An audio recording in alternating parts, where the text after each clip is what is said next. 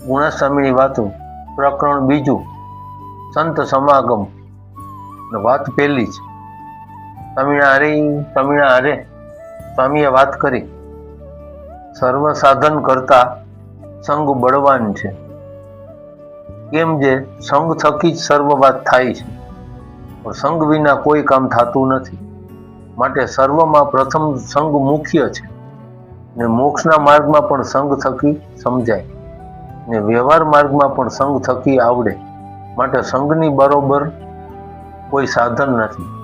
દેશ કાળાદિક 8 કહેવાય છે, તેમાં પણ સંગને મુખ્ય કહે છે તથા 9 પ્રકારની ભક્તિમાં પણ શ્રવણ ભક્તિને મુખ્ય કહી છે, તે પણ સંગ થકી આવે છે.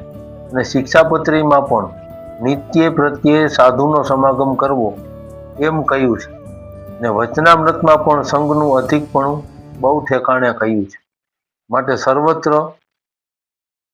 સર્વશાસ્ત્ર સત્પુરુષનો સંગ કરવાનું પ્રતિપાદન કરે છે. તે સંગ કરવો તેમાં પણ જેવા પુરુષનો સંગ થાય તે થકી તેવો સમાસ થાય છે ને સર્વદેશી પુરુષનો સંગ થાય તો સર્વદેશી જ્ઞાન પ્રાપ્ત થાય છે. અને એકદેશી સંગ થકી સર્વ જ્ઞાન પમાય નહીં.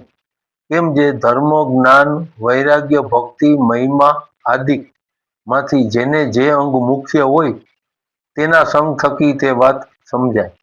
અને સર્વ અંગે સંપૂર્ણ હોય તેના સંગની સર્વે વાત સમજાય છે. માટે સર્વદેશી સંગ મળવો બહુ દુર્લભ છે.